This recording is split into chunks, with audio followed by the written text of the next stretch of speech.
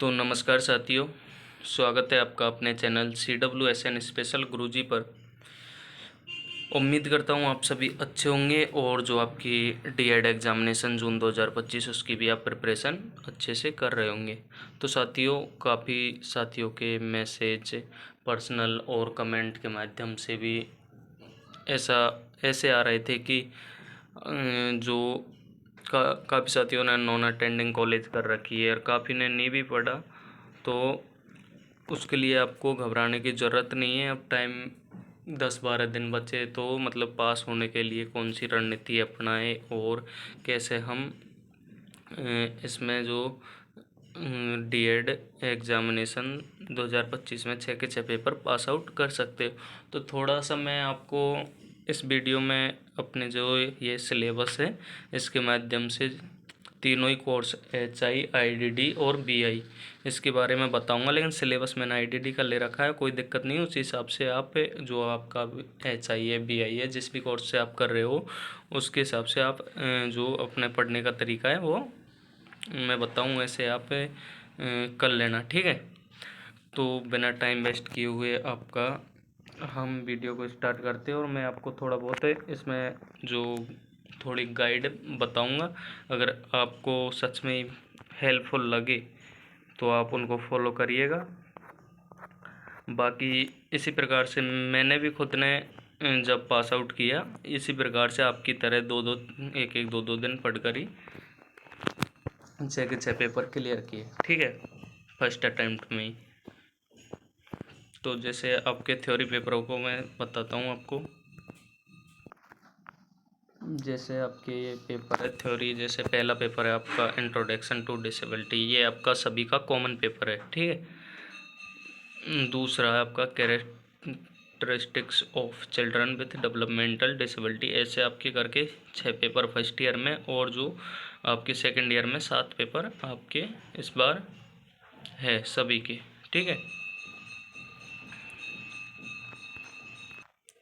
जैसे साथियों, आपका जो पहला पेपर है इसके जो विस्तृत इसमें जो सिलेबस है वो आपका इसमें दे रखा है। और पहली बात तो जो आपकी सभी कोर्स का HI, IDD, BI तीनों का जो पहला पेपर है इंट्रोडक्शन टू डिसेबिलिटी, इसको आप एक बार रीडिंग कर लीजिएगा।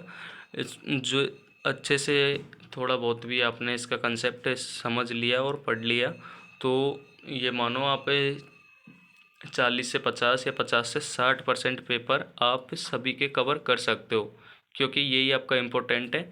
और हर पेपर की जो पहली हर पेपर की जो आपकी पहली unit very very most important, जो बड़ा आपका निबंधात्मक प्रकार का क्वेश्चन बनता है, वो इसी यूनिट से पहली और जो आपकी अंतिम यूनिट है, पहली और आपकी अंतिम यूनिट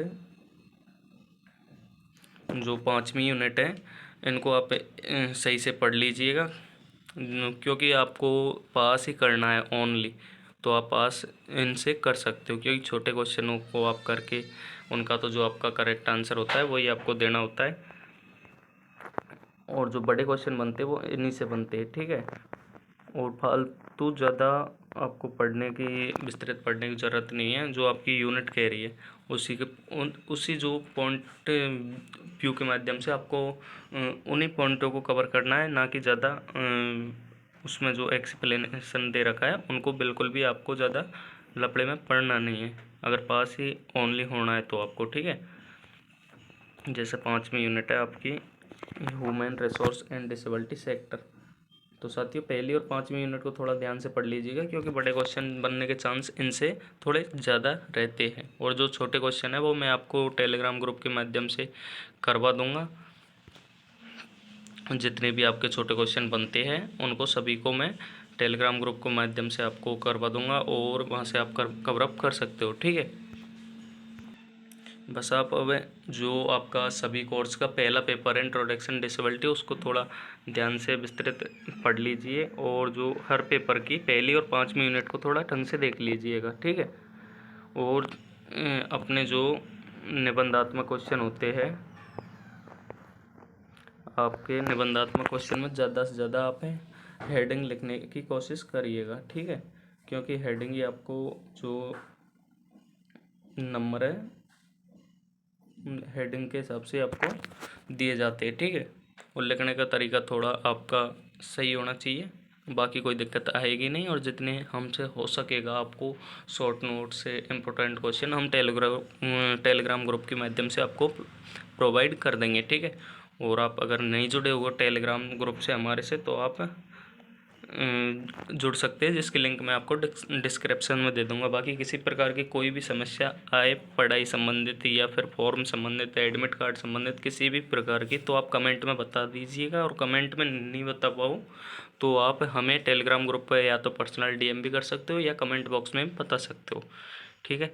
अब तक के लिए बस इतना ही, और जल्दी मिलते कोई नई वीडियो में कोई नई अपडेट के साथ। धन्यवाद।